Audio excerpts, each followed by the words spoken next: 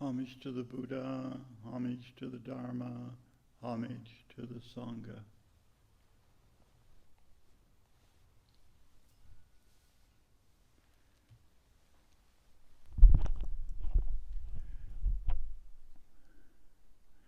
When Reverend Master Peggy Kennett went to Japan, went to the East, she describes in The Wild White Goose that she was a rather stupid woman who did not know exactly why she was going, and that if she could have articulated it at the time, she would have said that it was due to trying to understand the way the world was.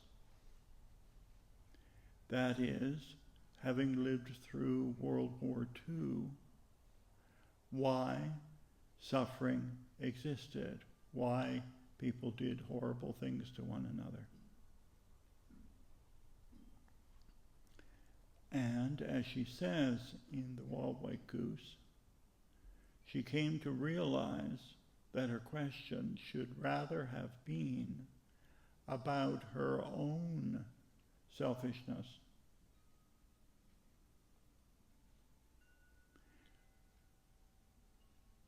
This is actually an extraordinary insight into the Buddha's teaching and Buddhist training, which many people do not understand, even though they might have been practicing in some way or the other for a while.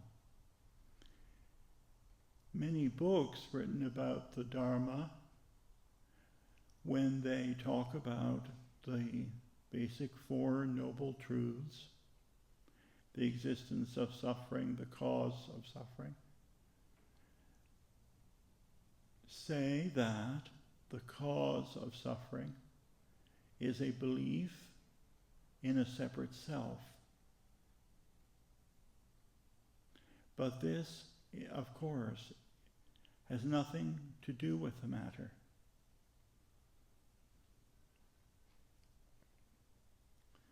The Four Noble Truths are written in the form of a medical prescription. What is the illness? What is the cure? What is the illness? What is the cause? What is the cure? And what is the treatment? The cause of suffering, insofar as Buddhist training is concerned, is our own selfishness. Dogen says that to study the Dharma, and by study he means to investigate and to practice, to study the Dharma is to study the self.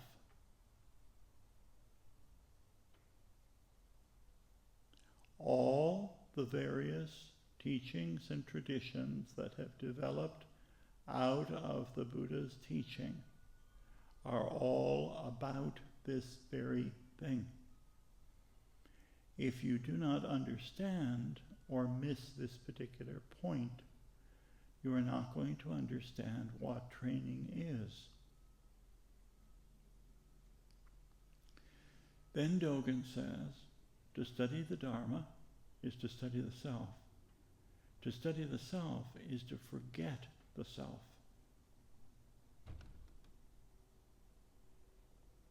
When Reverend Master trained in Japan, the schedule in the monastery, the way of life there, was extremely hard, difficult, and continually pushed people past their boundaries. Its purpose was to not give people time to indulge selfishness. They were being constantly told what to do at every minute of the day.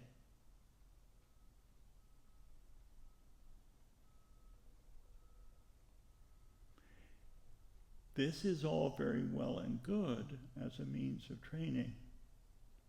But if the purpose is not understood, then it can become a trap where one thinks that the replication of a particular culture and a particular cultural means are the way to enlightenment. But this has nothing to do with the matter.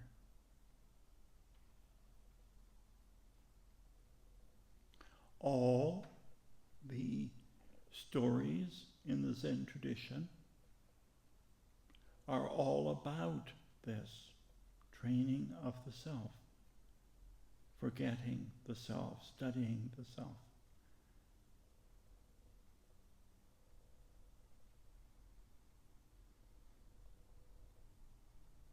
And always within the context of ordinary people practicing in their ordinary daily lives.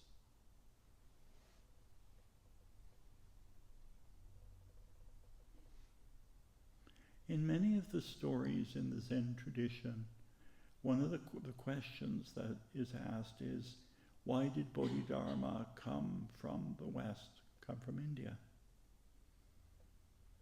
What is frequently not appreciated is that everybody knew what the answer to that question was. Bodhidharma came from India, came from the West, to find a suitable disciple, a suitable vessel of the Dharma, to whom he could entrust the teaching. So everybody knew that. But when the question was asked in the context of training, it means, am I such a vehicle? Am I such a vessel? Am I such a person?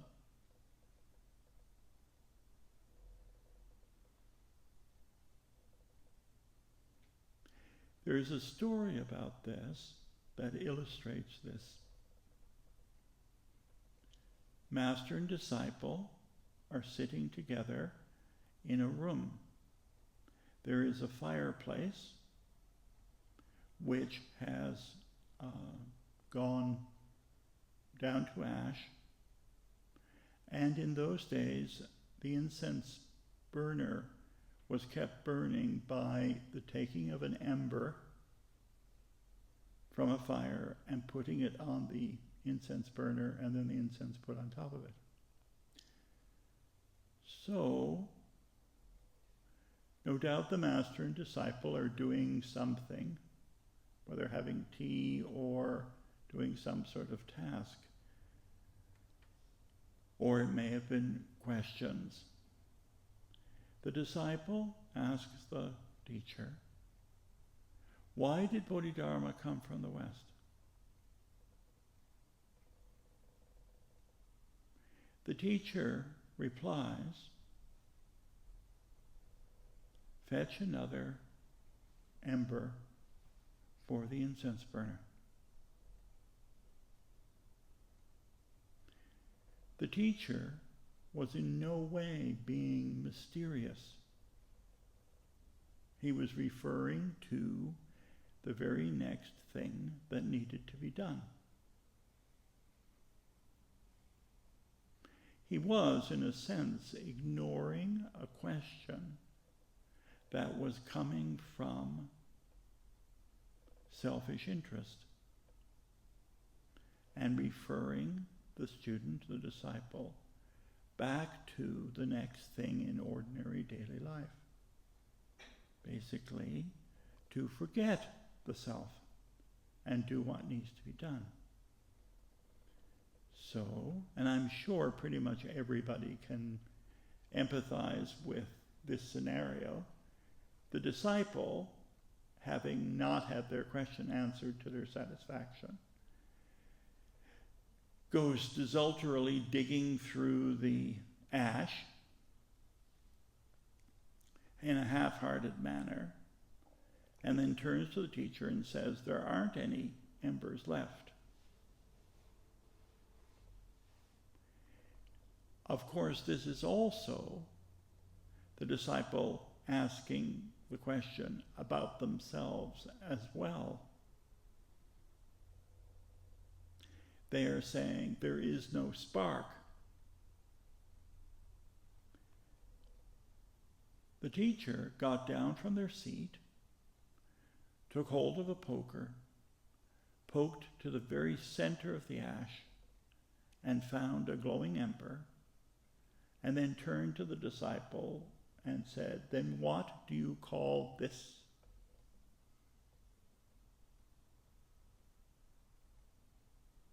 Because the disciple had been continuing to train with the self at that moment, then, as Dogen said, body and mind dropped off.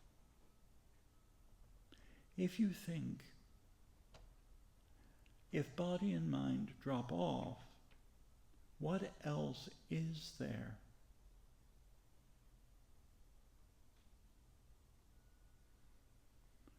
The disciple then bowed, did 3 full bows to the teacher, and said, "Thank you very much."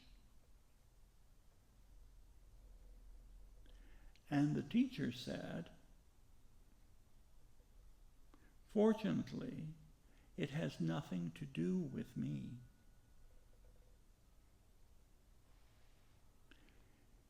This is also an illustration of the meaning in the scripture where it says, "Trainees contain the ultimate, masters contain the means, correctly blended. This has a good result."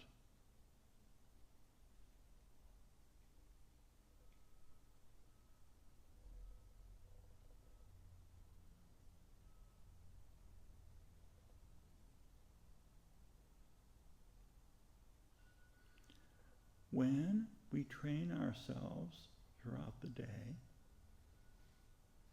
we observe what our mind is doing. When we are waiting,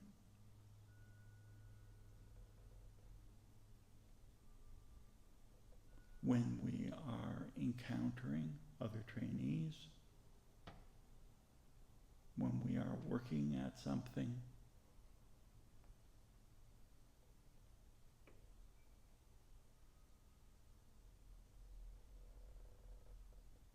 I referred yesterday evening to the female monk who came in from outside and looked behind her on the bed.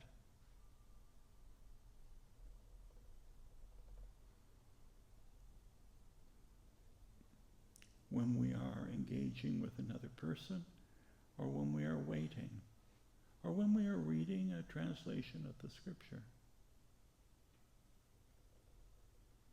what will arise is the critical mind,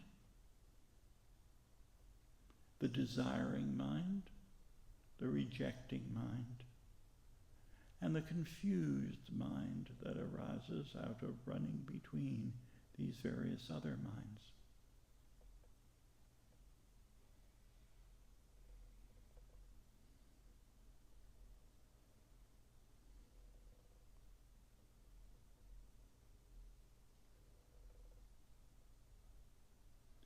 When irritation arises, we observe it and let it go. If we start with the small irritations that arise, then we will be able to train with the larger things.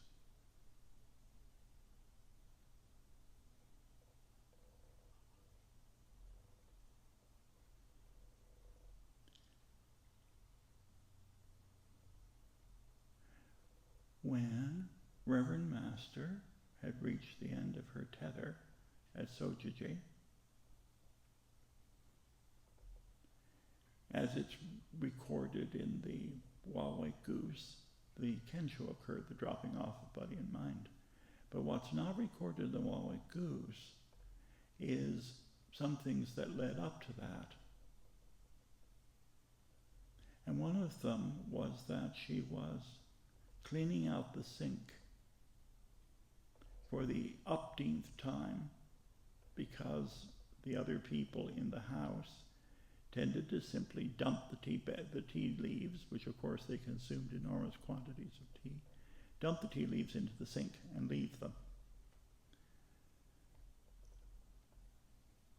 And Reverend Master, trying to work up on herself and trying to be conscientious, etc., and all the things that relate to that, would end up with the task of cleaning out the sink. And so one day, not very far from the Bodhidharma festival, she was cleaning the tea leaves out of the sink,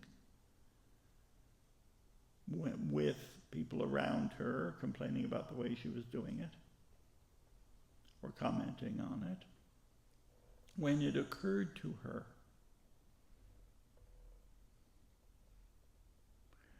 what about if the obstructions that are arising is because of my obstructing myself? What about if the reason I can't see clearly is because I'm filling my mind with all sorts of ideas and opinions? And in the same way as this sink is clogged with tea leaves, so is my mind clogged up with the unnecessary. And she said it struck her so forcefully that this might be so, that she actually walked away from the sink and left the tea leaves for somebody else to clean up.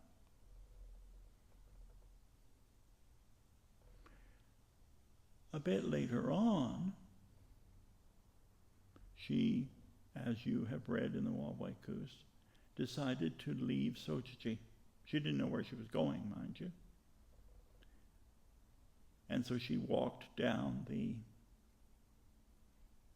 roadway towards the gate. And as a result of the previous experience, there came to her mind, maybe I'm mistaken in this. Maybe there's something that I'm not seeing.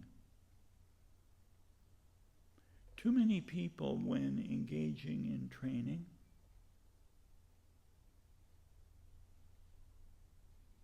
tell themselves stories.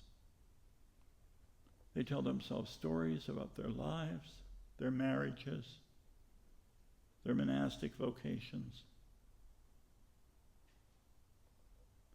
And the stories develop into, in their own minds, a huge house, a hut, a house, then a palace.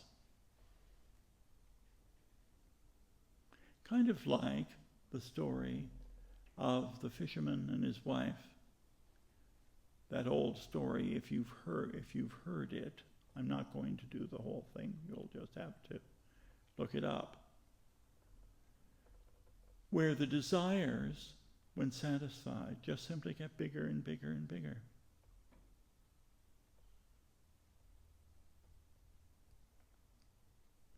The antidote for telling oneself such stories is to say to oneself, I could be wrong, I could be mistaken about this.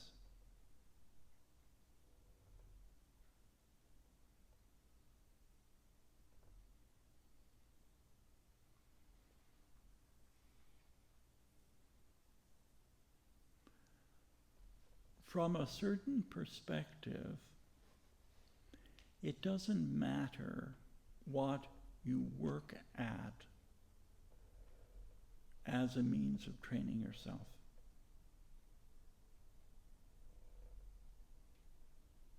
In the past, in societies where Buddhism been established, India, China, and Japan, there was considerably less social choice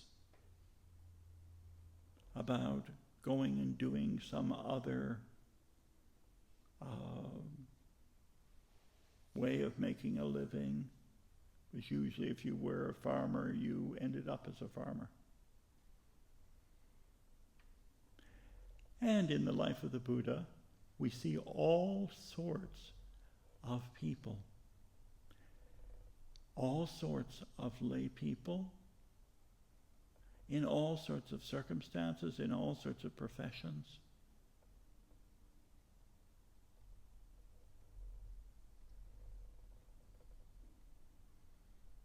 All of them training themselves to the best of their abilities.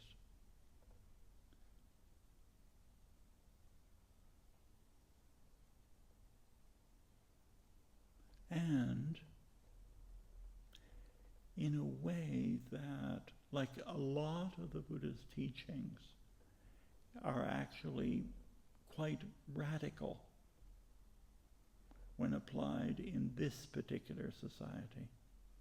We do not, that we live in, we do not always realize this because our minds are filled with all the preconceptions and ideas, prejudices, etc., that we have ended up with.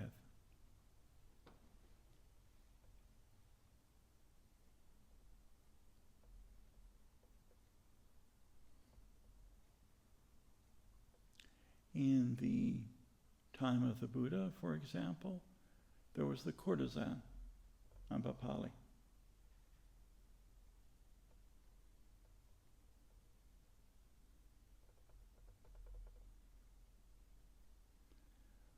Who was held out when she took refuge and began training as somebody who was keeping the precepts.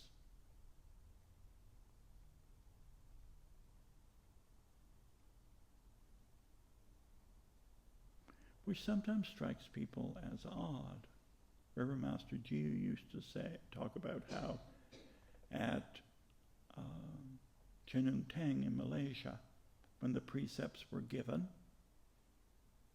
people came, and as is the tradition there, they took the precepts that they felt they could keep.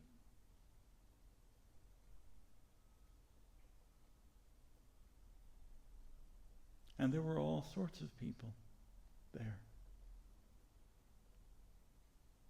From the courtesans to the merchants.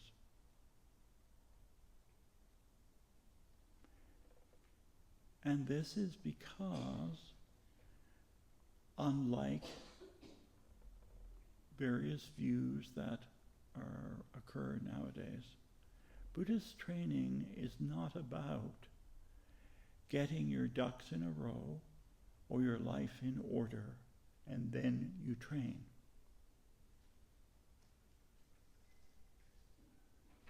Neither is it about that you have to be in some sort of perfect state of mind, or that you need to clear your mind, or that you need to be still in order to begin training.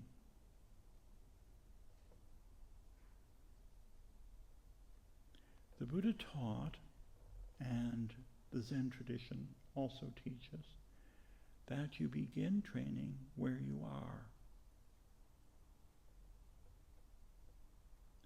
When you hear about letting go of greed, you apply it at the time you hear about it.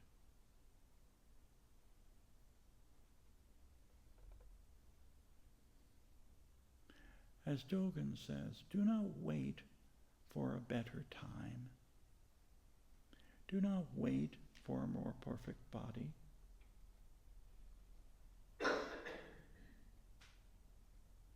Training has nothing to do with college degrees.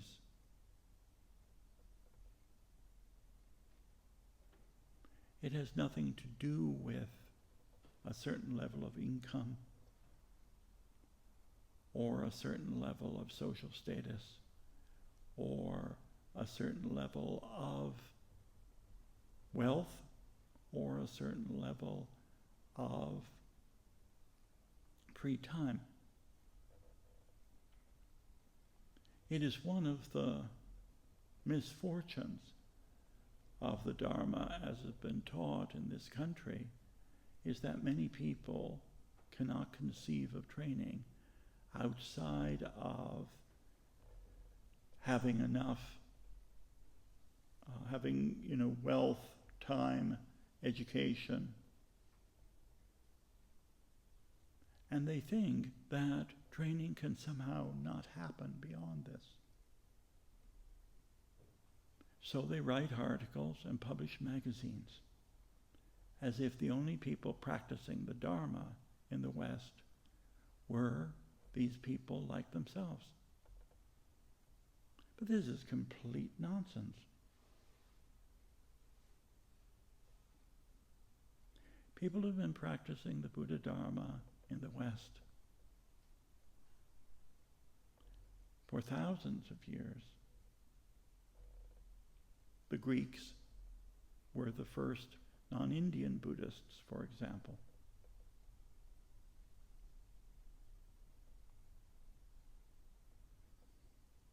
And I sometimes think, ironically, all those dedicated Christian missionaries who traveled to China and other places and sent back detailed reports on Buddhism in those respective countries ended up actually attracting the people in the West who read about them. This is particularly so of Kuan Yin and Avalokiteshvara. Westerners became attracted to this.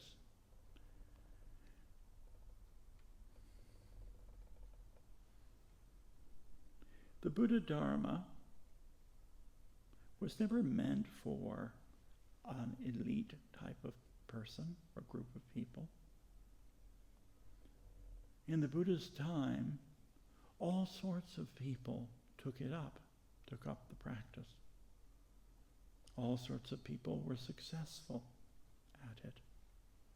Hundreds and thousands of people, as the Buddha said, attained to the way. Hundreds and thousands of laymen and laywomen of all ages and backgrounds attained to the way. They attained to the way because they practiced it.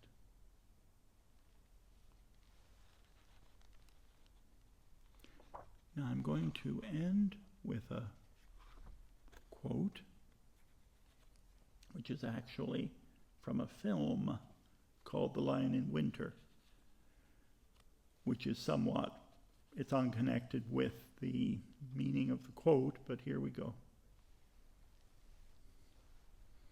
Those of you who are interested in the history, it's Eleanor of Aquitaine addressing her children. She calls them her piglets, but I left that out of the quote. She says, "We are the origins of wars, not history's forces, nor the times, nor justice, nor the lack of it, nor causes, nor religions, nor ideas, nor kinds of government, nor any other thing. We are the killers. We breed wars. For the love of God, can't we love one another just a little? For that is how peace begins. We have so much to love each other for. We have such possibilities, my children. We could change the world."